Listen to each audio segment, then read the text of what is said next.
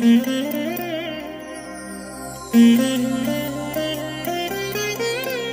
దినం పరము నుండి దిగివచ్చు మాట. ఇది నీ జీవితానికి వెలుగుల బాట. నీ ఒడిలో ఉంచబడిన దీవెనల మూట, అద్భుతాల ఆనంద ఊట. నవంబర్ 14 సంవత్సరమంతా మీరు బైబిల్ చదివి ముగించడానికి ఈరోజు మీరు చదవలసిన లేఖన భాగం ఉదయం విలాప వాక్యములు 3 మరియు 4 అధ్యాయములు, సాయంత్రం హెబ్రీలకు రాసిన పత్రిక 10వ అధ్యాయము 19 నుండి 39వ వచనం వరకు. ప్రియమైన దేవుని బిడ్డలారా, ఈ ఉదయకాల సమయంలో ప్రభు యొక్క కృప మీకు తోడై ఉండునుగాక. ఈ ప్రొద్దుటే దేవుడు మిమ్మల్ని కలుసుకోవడానికి మీ దగ్గరికి పెద్ద పెద్ద అడుగులు వేస్తూ ఆయన నడిచి వస్తున్నాడు.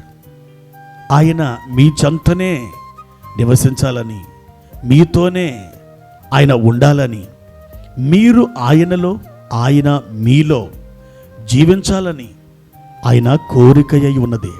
అవును దేవుని బిడ్డ, మన మాంసం ఎముకకు అంటుకొని పోయిన రీతిగా దేవుడు ఆ విధంగా మిమ్మల్ని అంటుకొని పోయేటట్టుగా తన ఆత్మను మీకు దయచేయాలని ఆయన కోరుతున్నాడు. మీరు ఆయనకు అత్యంత సమీపములో ఉండాలని ఆయన యొక్క వాంఛ. ప్రియులారా, మరి ఆ విధంగా మీరు జీవించడానికి ఇష్టపడి దాని కొరకు మీరు ఒక తీవ్రమైన కోరికను కలిగి ఉంటారా? అయితే మీ ప్రయత్నంలో మీరు సఫలులు అవుతారు. ఈ ఉదయకాల సమయంలో ప్రభువు ఇచ్చిన వాక్య భాగాన్ని చదువుకుందాం. 143వ కీర్తన 10వ చరణం. నీవే నా దేవుడవు, నీ చిత్తానుసారంగా ప్రవర్తించుటకు నాకు నేర్పుము.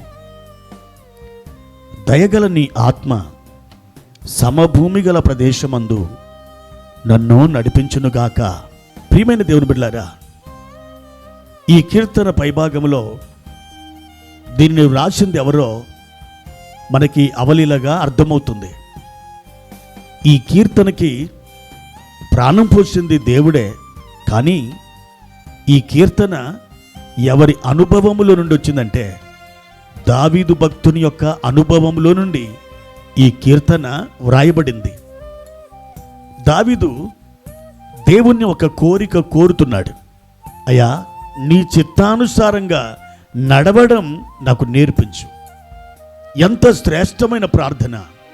ప్రియ దేవుని బిడ్డ, దేవుడు మన పట్ల ఒక ప్రత్యేకమైన చిత్తం, ప్రత్యేకమైన ప్రణాళిక ఆయన కలిగి ఉన్నాడు.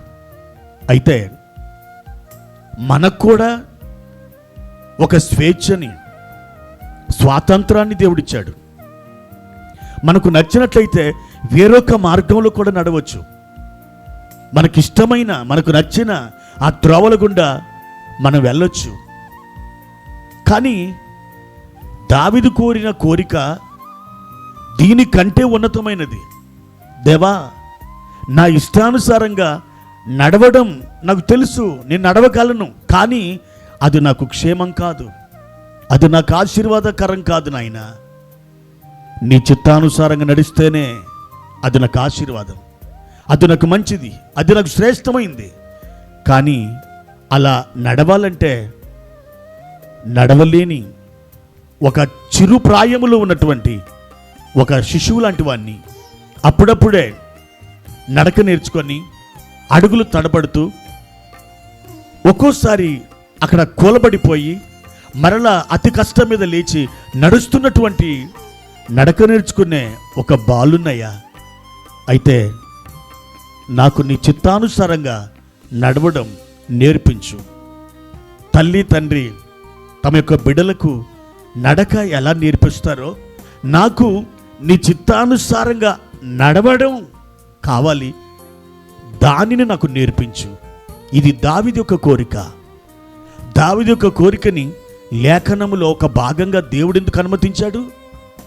అవును, ఒక దావీదు కాదు, దేవుడు ఎవరినైతే పిలిచాడో, ఎవరినైతే తన రక్తంలో కడిగి పరిశుద్ధపరిచాడో వారందరికీ దేవుడు చెబుతున్న మాట ఇది. దావీదుని కేవలం ఈ అనుభవం కొరకు ఒక ప్రతినిధిగా నిలబెట్టాడంతే.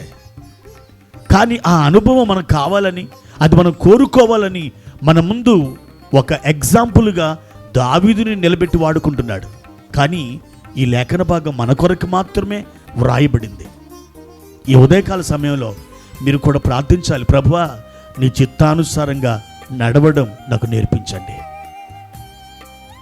ఈ ప్రార్థనలో మరొక మాట కూడా చెప్తున్నాడు, దయగల నీ ఆత్మ సమభూమి గల ప్రదేశమందు నన్ను నడిపించునుగాక అని దేవుణ్ణి కోరుతున్నాడు.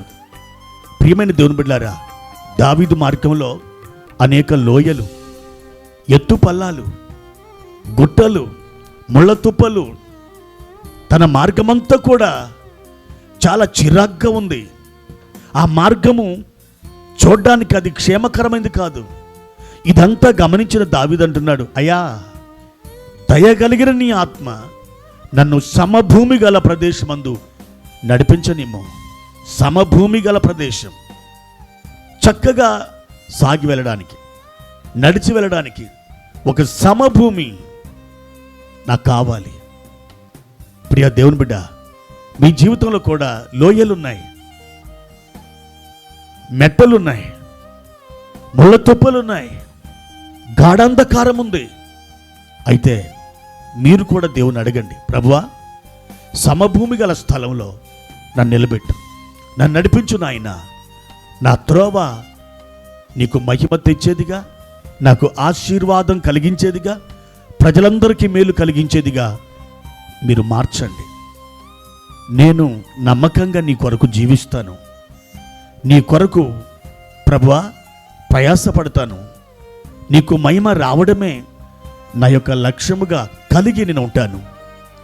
ఇలా మీరు దేవుని సన్నిధిలో ప్రార్థించి ఒక ఉన్నతమైన కృపను పొందుకోండి. ప్రియ సహోదరుడా, సహోదరి, దేవుడు నిన్ను పిలుస్తున్నాడు.